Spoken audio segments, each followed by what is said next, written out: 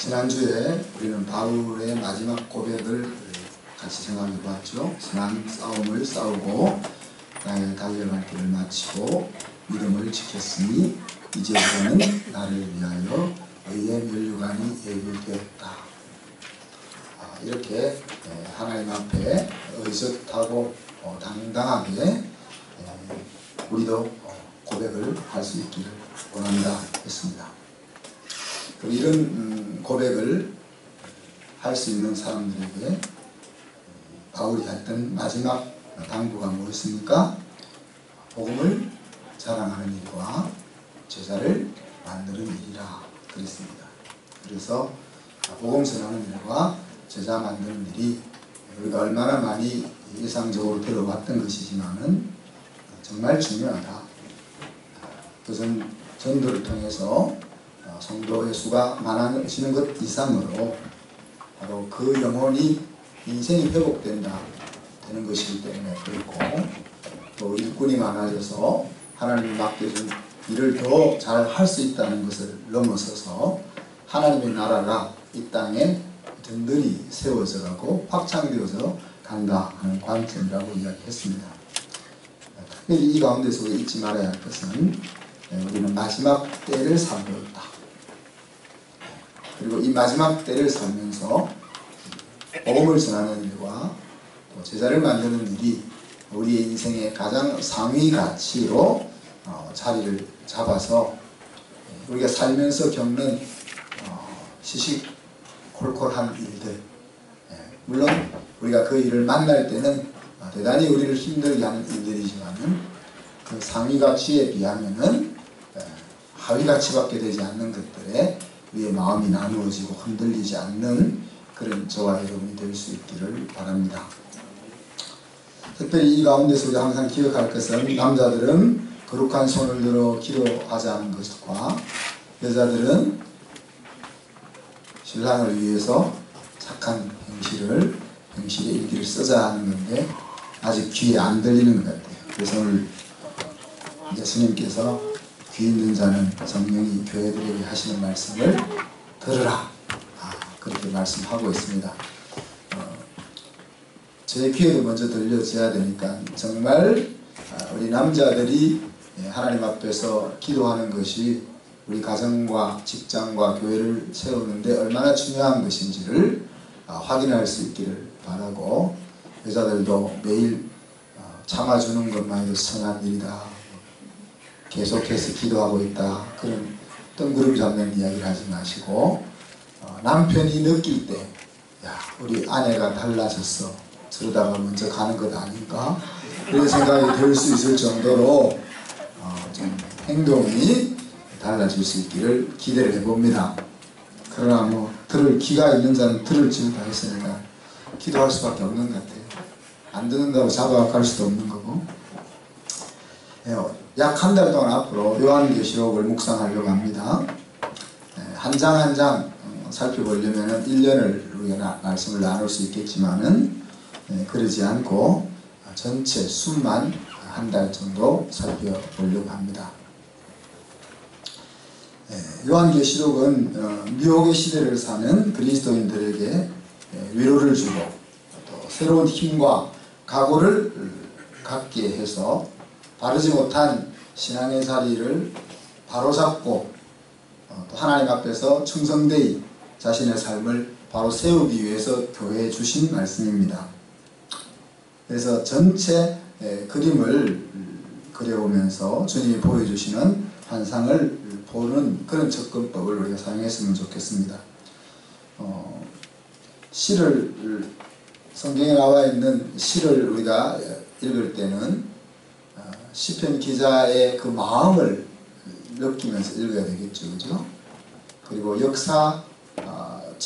역사서를 읽을 때는 그 하나하나 그 작구대로 이해할 것이 아니라 그 역사 속에 일하고 계신 하나님을 볼 수 있어야 되고죠. 하나님의 통치와 하나님의 왕되심을 우리가 역사 속에서 읽어야 되고, 편지를 볼 때는 우리 디모데후서와 디모데전서를 볼 때처럼 편지를 볼 때는 그 편지를 쓰는 사람과 받는 사람의 구체적인 정황, 그것을 개인적으로 잘 생각하면서 읽을 때 깨달음이 있습니다. 근데 이제 요한계시록은 예언서니까 아무도 모르는 거잖아요. 그래서 이단들이 이 요한계시록을 많이 가르칩니다. 그래서 사람들의 마음을 휘잡을 수 있는, 자기들도 모르고 성도들도 모르기 때문에 휘둘릴 수 있는 말씀이기 때문에. 그런데 여러분이 항상 이 요한계시록을 읽을 때에는 그 요한계시록을 기록한 주님의 목적이 뭐냐? 그것은 이 말씀을 읽고 공포와 두려움에 쌓여라고 읽은 것이 아니고, 겁주려고 쓴 것이 아니고, 위로받고 힘을 얻고 새롭게 되게 하기 위해 쓰셨다 하는 것을 기억하면서 이 말씀을 보았으면 좋겠습니다. 사도 요한이 자기를 이렇게 소개합니다. 예수의 환난과 나라와 참음에 동참하는 자 나 요한, 1장 9절에서 소개하죠.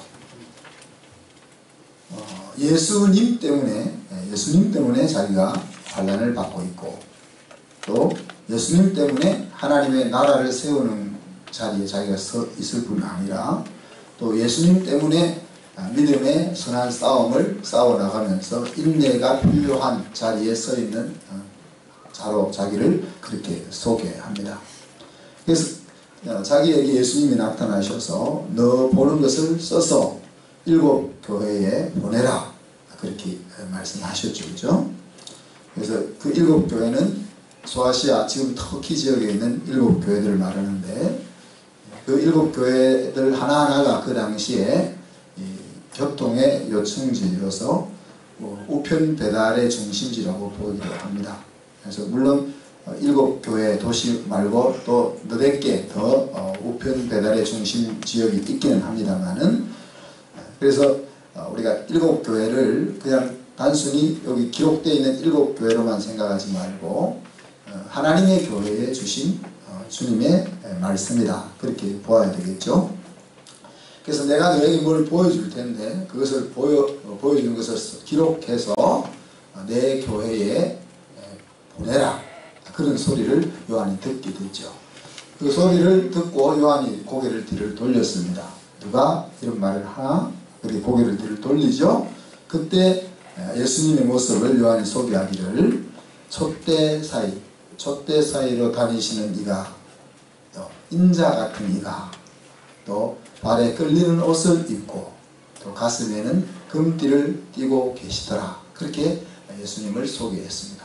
그래서 여기서 이제 요한계시록에서 촛대는 교회를 상징한다 그랬죠. 그래서 교회 사이를 오고 어거하면서, 또 인자 같은 이는 우리가 다니엘의 풀무불 속에 나타났던 또 인자라고 부르는 예수님의 이름이죠. 그죠? 또 발에 끌리는 옷을 입는 제사장의 모습으로, 그리고 가슴에 금띠를 띠고 있는 그런 모습으로 예수님이 소개되고 있다는 겁니다.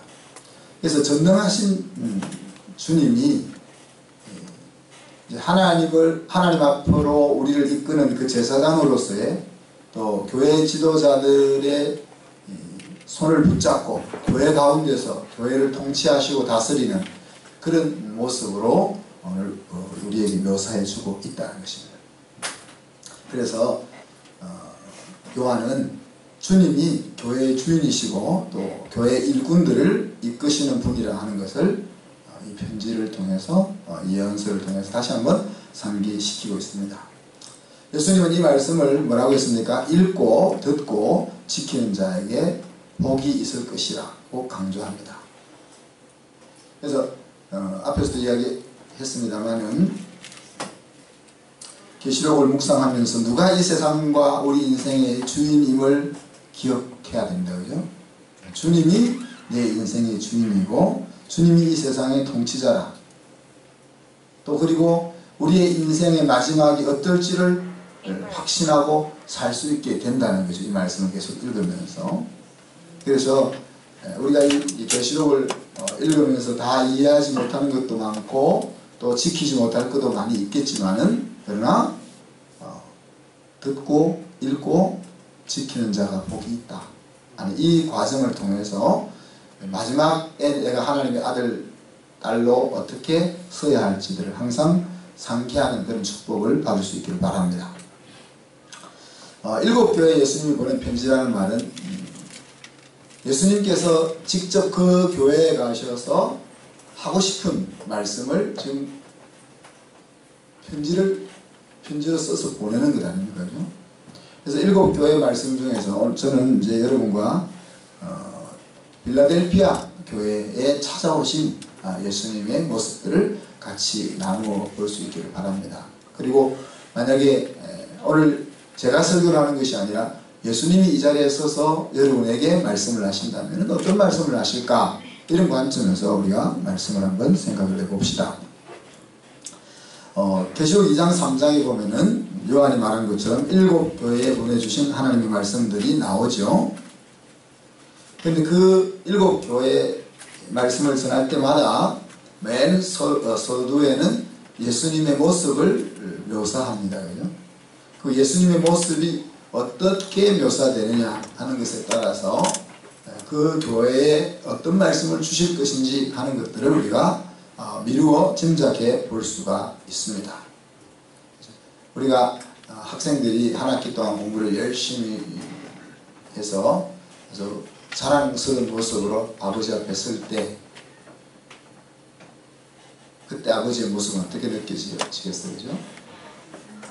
죽을 써서 이제 성적표를 위조할까 말까 하다가 용기를 내서 그냥 가지고 설 때의 아버지의 모습은 어떻게 느껴지겠는가, 그런 것들을 우리가 미루어 보면은 어떤 모습으로 묘사되느냐 하는 것이 그 내용을 담고 있다 하는 것을 알 수가 있습니다.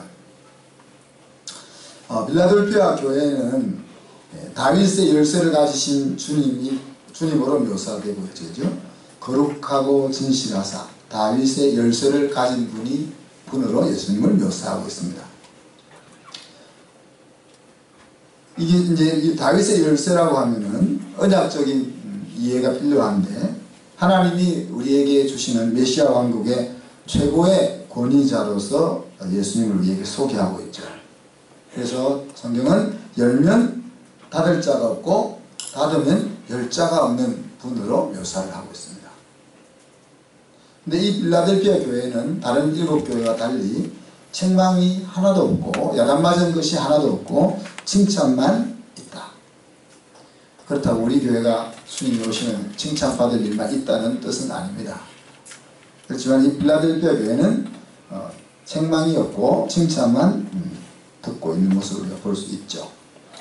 필라델피아는 소아시아 서부 루디아 지방에 있는 한 성읍입니다. 지금 터키에 있는 지방이죠. 그리고 땅이 붉은 색을 띄어서 붉은 성읍이라는 별명을 가지고 있습니다. 그래서 이 필라델피아의 본래 성의 도시의 이름은 알라스테히르, 그 뜻이 이제 붉은 성읍이라는 거죠. 그리고 필라델피아라는 말은 필로소와 아델포스가 이제 합쳐진 그 합성어로서 형제를 사랑하는 우정의 도시, 그런 의미를 가지고 있죠. 그리고 이 필라델피아는 수십 킬로가 되는 포도밭이 쫙 펼쳐져 있다고 합니다. 그래서 이곳에서 술의 신인 디오니소스를 숭배하는 그렇게 풍요로운 지역이었습니다. 그리고 이곳에 이제 중요한 것은 무슬림들의 공격으로 인해서 일곱 교회들이 다 무너져 갈 때 마지막까지 이곳에 성 요한 교회가 남아서 1390년까지 이렇게 마지막 기독교의 보루로 오스만 제국에 멸망당할 때까지 마지막 교회가 세워져 있던 곳이 필라델피아 교회입니다. 이 필라델피아 교회를 향한 칭찬은 무엇입니까? 내가 내 행위들을 안다. 인정한다는 이야기죠. 그죠? 인정한다. 여러분, 우리가 이 인정하는 것이 얼마나 중요한지 모릅니다. 우리가 아내들을 바라보면서 항상 집안에서 하는 일이 없는 것 같지만 또 아무리 열심히 일을 해도 한 거나 안 한 거나 별반 차이가 없지만은 사실 남자들이 직장에 가서 열심히 일하는 만큼의 수고를 집에서 하고 있잖아요. 그죠? 그런데 단지 우리가 눈에 보이는 돈을 벌어서 오지 않는다는 이유로 가끔 우리가 무시하는 경향이 있는데, 이제 이런 상황 속에서 당신 수고해 라든지, 당신 덕에 아이들이 이렇게 아름답게 잘 자랐어 라든지, 당신이 있기 때문에 내가 세상에 나가서 열심히 일할 수 있어 라는 이런 이야기들은 우리가 살아남기 위한 멘트이기도 하지만은 그런 말들이 이제 그 마음을 이렇게 싹 씻어내리는 그런 역할을 하죠. 그래서 또 힘든 줄 모르고 또 그런 또 더 에너지를 쏟아서 가족을 먹여 살리기 애쓰는 그런 모습들이 있는데, 사람이 인정받는다는 것이 중요하다는 거죠.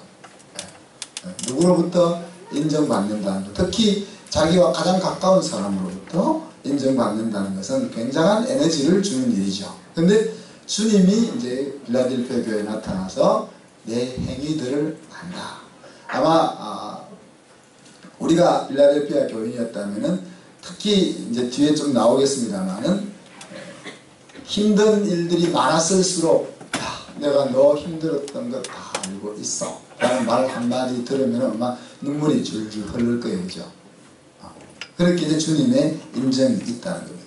그 내용이 그 적은 능력을 가지고도 주님의 말씀을 지킨 것, 그렇게 표현했습니다. 지난주에도 말씀 때 잠깐 나누었습니다만, 우리의 능력이 적으면은 무언가를 지켜내기 힘들다, 불가능하다 하는 생각들을 가질 때가 종종 있습니다. 그러나 오늘 적은 능력과 충성과는 그것이 반드시 비례하는 것이 아니라는 것을 알 수 있는 거죠. 오히려 충성이라는 것은 능력과 비례한다기보다는 받은 은혜와 받은 사랑에 비례한다라고 보는 것이 더 합당한 것 같아요. 그죠? 그래서 힘이 있고 능력이 있는 사람이 충성하는 자리에 설 수 있는 것이 아니라 은혜의 관계 속에, 사랑의 관계 속에 있을 때 충성하는 자리에 설 수 있는 것이 아닌가, 그렇게 우리가 생각해 볼 수 있습니다. 그들은 유대인들의 핍박 가운데서도 인내로 말씀을 지켰다고 이야기했습니다. 주의 이름을 배반하지 아니했다고, 부정하지 아니했다는 거죠.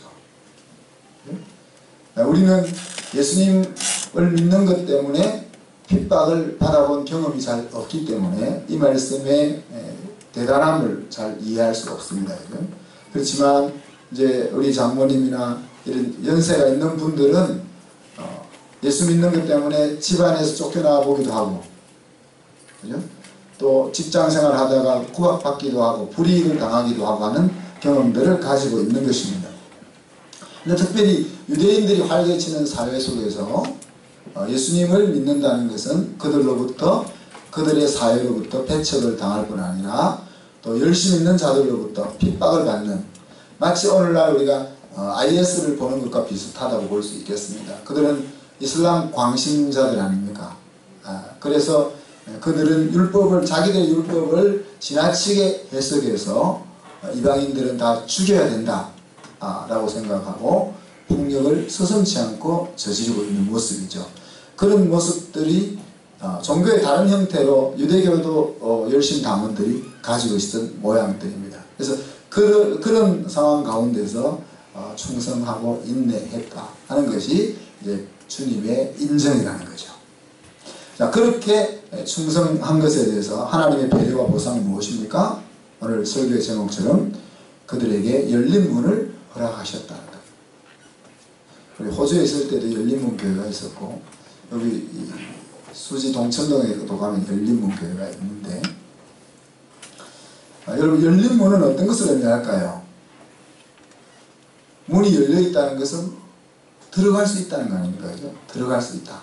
특별히 예수님이 말씀하고 있는 열린 문은 무엇이겠습니까?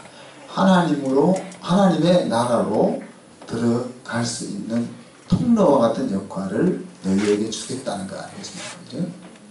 사실 예수 그리스도 자체가 열린 문입니다. 예수 그리스도를 통하지 않고는 아무도 하나님 앞으로 갈 수 없으니 예수 그리스도 자체가 열린 문인데, 빌라델피아 교회에 그런 열린 문의 자격을 허락하겠다.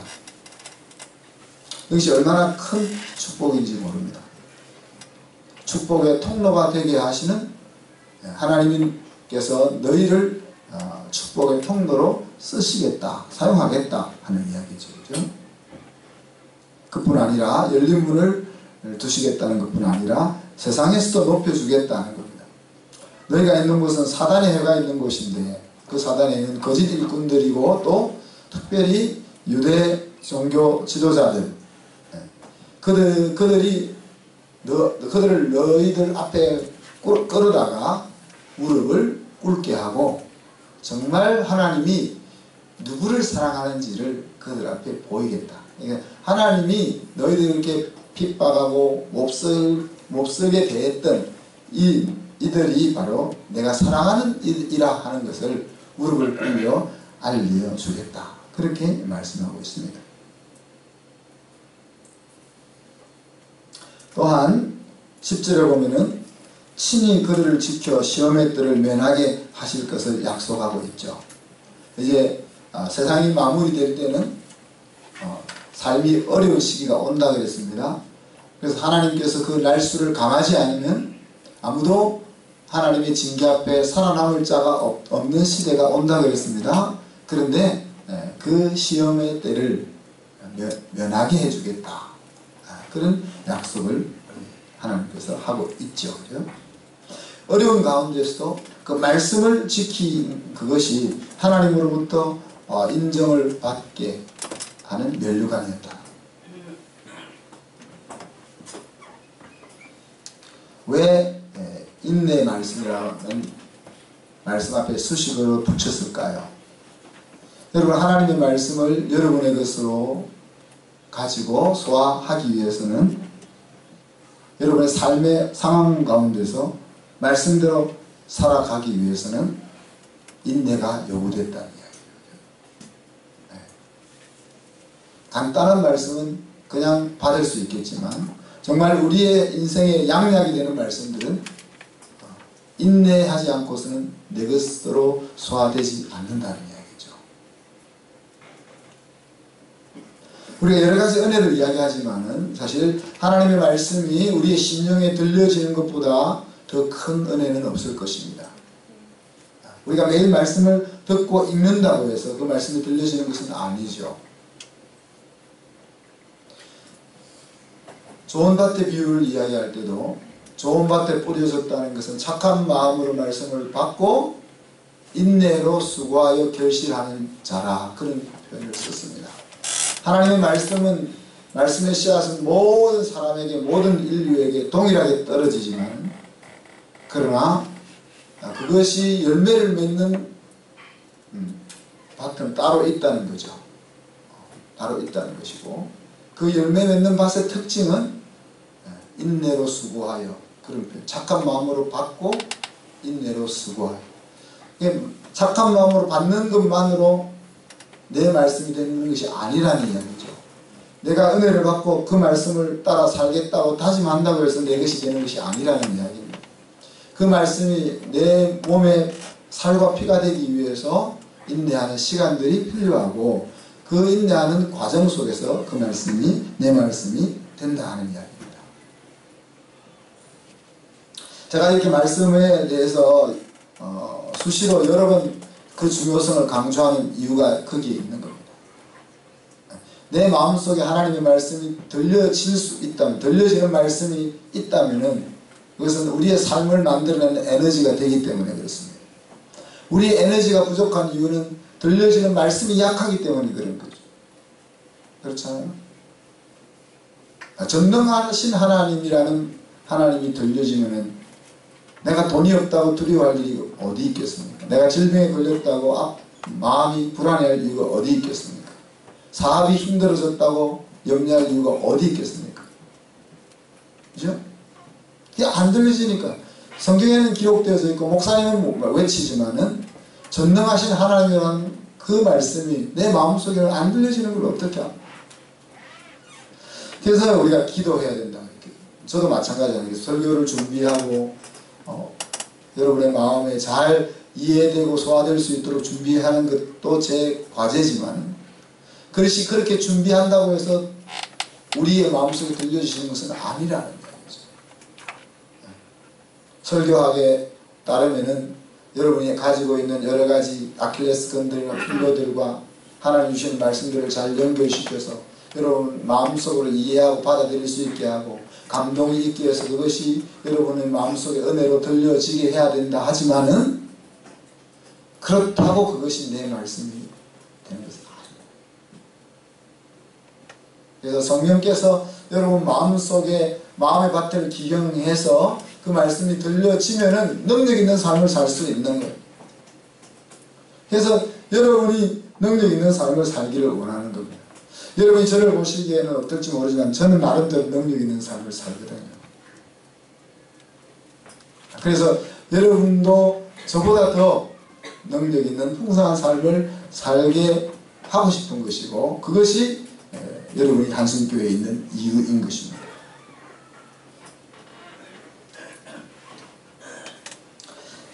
그러면서 이제 격려를 한마디 합니다. 지체하지 않고 네가 속히 가겠다. 속히 가겠다 하셔놓고는 2000년이 되었는데 아직 안 오셔. 항상 우리가 쏟고 사는 겁니다. 하나님께서는 그때도 야 힘드니까 우리가 이번에 이제 여름 필리핀에 산을 올라갈 때 목사님 몇 킬로 남았어요? 몇 시간 남았어? 한 시간 남았어. 그거 왜 물어보는지 모르겠어요. 그냥 가다 보면은 그냥 목적지에 도착할 건데 몇 분 남았어요? 내가 가봤어요. 어떻게 알아? 나도 듣기만 들었지. 2시간 반쯤은 가면 된다는, 걸어가면 된다는 소리만 들었지. 근데 어떻게 알아요? 30분 남았다? 20분 남았다? 10분 남았다? 5분 남았다? 계속 5분이 남아있는 거지. 아니. 근데 힘든 거예요. 얼마 남았느냐를 자꾸 묻는 사람은 힘들어요. 네, 근데 그냥 한 발짝 한 발짝 딛는 사람은 안 힘들어요. 네, 물론 안 힘든다는 말이 진짜 안 힘든다는 것이 아니고 이렇게 땀에 젖어서 한 걸음 한 걸음만 생각하면요. 그 한 걸음 걷는 만큼밖에 힘이 안 들어. 근데 2시간 반을 어떻게 걸어? 이것은 2시간 반의 힘듦을 2시간 반 동안 계속 짊어지고 가는 거예요. 한 걸음 한 걸음만 내디디다가 보면은 어느새 우리가 목적하는 자리에 와 있게 되거든요. 근데 이제 그래서 예수님이 그렇게 말씀하시는 것 같아요. 지체하지 않고 속히 가겠다. 하나님 피할 길을 딱 만들어 놨잖아요. 나에게는 하루가 천년 같고 천년이 하루 같다. 이랬으니까 우리가 따지지도 못하고 근데 2000년 동안 곧 가겠다 곧 가겠다면서 안 오시고 그러면서 곧 갈 거니까 내가 당부할 것이 하나 있다. 그것은 내가 지금 가지고 있는 것을 굳게 지켜라. 지금 네가 지금까지 잘했는데 내가 곧 갈 테니까 내가 갈 때까지도 그것을 꼭 붙잡고 있어라. 그렇게 당부하고 있죠. 아무도 내가 너에게 줄 그 면류관을 빼앗아가지 못하도록 네가 지금까지 걸어왔던 그 방식대로 내가 갈 때까지 그렇게 살아라. 그렇게 부탁을 하고 있습니다.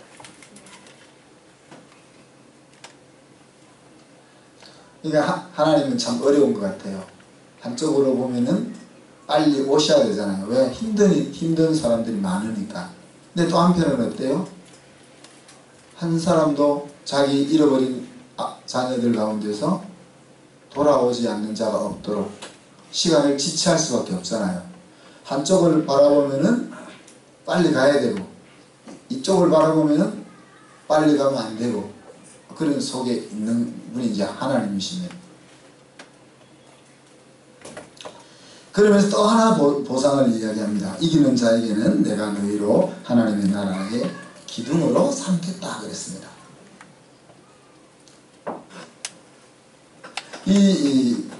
그 필라델피아가 있던 지역은 대평원 지역인데 그곳에서는 20년 주기로 지진이 왔다고 합니다. 그러니까 지진이 오면 뒤 흔들리잖아요. 뒤 흔들려서 집도 무너지고 그러잖아요. 그러니까 여기서 이제 흔들리지 않는 영원한 기둥이라는 말을 들을 때 이 가슴에 탁 와닿는 거죠. 왜? 자기들이 지은 집이 지진에 흔들려가지고 기둥이 무너지고 사람이 깔려 죽고 하는 것들을 주기적으로 보아왔거든요. 그런데 그래서 예수님이 흔들리지 않는 하나님의 나라에 흔들리지 않는 기둥이 되게 해줄게, 그렇게 약속을 할 때 그들의 마음에 그 말씀이 확 와 닿았을 것입니다. 그리고 그 기둥에는 어떻게 이야기했습니까? 하나님의 이름을 새기고 새 예루살렘 성의 이름을 새기고 예수님의 새 이름을 기록할 거다. 너를 기둥으로 딱 세우고 거기에 하나님의 이름과 너를 위해서 예비해 놓은 새 예루살렘 성의 이름과 또 예수님의 새 이름을 너희들에게 딱 새겨줄게. 그렇게 이야기했습니다. 앞에서 이야기했지만은 필라델피아는 부유한 지역이 있기 때문에 지진으로 인해서 피해가 일어났을 때 또 로마의 속국으로 있었으니까 피지배지였으니까 로마에서 복구 비용을 내려고 했지만은 그들은 그것을 거절하고 자기들의 힘으로 지진을 폐허화된 것을 일구어냈습니다. 그래서 네오 가이사랴라는 이름을 부여받았어요. 그러니까 가이사의 황제 새 도시다. 지진으로 무너진 그 도시를 스스로 복구했다는 그 명예를 세우기 위해서 황제의 새 도시라 하는 이름을 한번 받아봤거든요. 그러니까 무슨 말씀을 주님이 새 이름이라는 말이라든지 주님의 이름을 기둥인 너에게 쓰겠다, 기록하겠다 하는 말들이 이제 가슴에 와닿는다. 한마디로 이야기하면은 하나님의 나라의 기둥 같은 존재로 너희들을 사용할 거다. 그러면서 이제 마지막으로 귀 있는 자는 성령이 교회들에게 하시는 말씀을 들을지어다. 그렇게 이야기했습니다. 사실 이 말씀을 우리가 계속 좀 귀담아 들었으면 좋겠어요. 하나님의 말씀이 들려지면 인생의 회복과 승리가 내 것이 되는데 이것이 들려지지 않으면 아까도 얘기했지만은 하위 가치 속에 항상 흔들리면서 살아갈 수밖에 없는 거죠. 그래서 여러분이 기도해요. 이거 뭐 내가 결심한다고 되는 것도 아니잖아요. 우리가 뭐 비실비실 거리면서 매일매일 일상에서 일어나는 것 염려하면서 그렇게 불안해하면서 살고 싶은 사람이 여기 어디 있겠어요. 그렇지만 그렇게 사는 경우가 많아요. 그래서 우리가 기도해야 돼요. 말씀을 마무리합니다. 필라델피아 교회는 적은 능력으로 하나님이 주신 자리를 지켰다는 칭찬을 받았습니다. 그래서 하나님으로부터 인정받는 일꾼, 하나님으로부터 인정받는 교회, 하나님으로부터 기둥 같은 하나님의 나라의 기둥 같은 존재로 쓰겠다는 약속을 받았습니다. 이것은 앞에서 이야기한 것처럼 능력이 우리를 하나님 앞으로 충성스럽게 이끄는 것이 아니라 은혜와 사랑이 얼마나 충만하냐 하는 것에 충성이 달려있다 하는 것을 우리가 생각해 보았습니다. 그래서 적은 능력으로 하나님이 맡겨준 자리를 지킬 수 있다는 것은 우리의 삶 가운데 하나님의 은혜와 사랑이 항상 풍성하게 넘친다는 이야기를 뜻하겠죠. 그래서 여러분 각자 개인의 삶뿐만이 아니라 여러분의 가정과 또 여러분이 섬기는 이 교회가 정말로 은혜와 사랑이 흘러넘치는 그런 풍성한 그런 곳이 될 수 있기를 바랍니다. 그래서 오늘 하나님이 필라델피아 교회에 약속했던 것들을 우리도 같이 받아 누릴 수 있기를 바랍니다. 하나님의 약속은 열린 문이었습니다. 열린 문은 우리가 지난주 말씀으로 치면 인시즌입니다. 그죠? 우리가 때를 얻든지 out of season, 때가 문이 닫히든지 우리가 해야 될 일은 해야 합니다. 그러나 인 시즌에서는 신나게 할 수 있는 거예요. 그죠? 아웃 오브 시즌 때는 죽으라고 이래도 열매는 없습니다. 그러나 그래도 해야 되는 거죠. 그런데 문을 열어주시겠다는 것은 네가 수고하면 수고한 열매를 보게 하겠다는 거예요. 그것이 필라델피아 교회에 주신 약속이고 오늘 여러분의 개인의 가정과 또 한숨교회에 주시는 말씀으로 여기십니다. 성전 기둥이 되게 하겠다. 새 이름을 새겨주겠다. 시험의 때를 면하게 해주겠다. 지체치 않고 속히 오겠다. 이런 약속, 필라델피아 교회에 하셨던 그 약속들이 우리의 것이 될 수 있기를 바랍니다. 그래서 하나님의 쓰임에 합당하게 생각하고 행동할 수 있는 저와 여러분 될 수 있기를 주님의 이름으로 축복합니다. 아멘. 기도하겠습니다. 하나님 아버지, 일곱 교회에 하시고 싶은 주님의 말씀들 하나하나를 우리가 살펴보아야 하겠지만은 그 중에 가장 부럽고 본받고 싶은 필라델피아 교회 말씀을 저희들이 상고했습니다. 그들은 적은 능력을 가지고 하나님을 향한 사랑과 신앙을 지켜내었습니다. 주님, 저희들도 필라델피아 교회처럼 은혜와 사랑이 넘쳐서 하나님이 우리에게 주신 자리를 지켜낼 수 있기를 원합니다. 특별히 열린 문을 우리에게 허락하여 주셔서 우리가 수고한 대로 거두는 복을 주시고 우리를 통하여 천하만민이 복을 얻을 수 있는 은혜가 임하게 하여 주옵소서. 우리의 가정과 또 우리의 기업과 우리의 학교와 우리의 교회가 축복의 통로가 되어질 수 있도록 은혜 위에 은혜를 더하여 주옵소서. 우리 성도들의 심령 속에 오늘 주의 말씀이 들려지는 성령의 은혜가 임할 수 있기를 바라며 예수 그리스도 이름으로 기도하옵나이다. 아멘.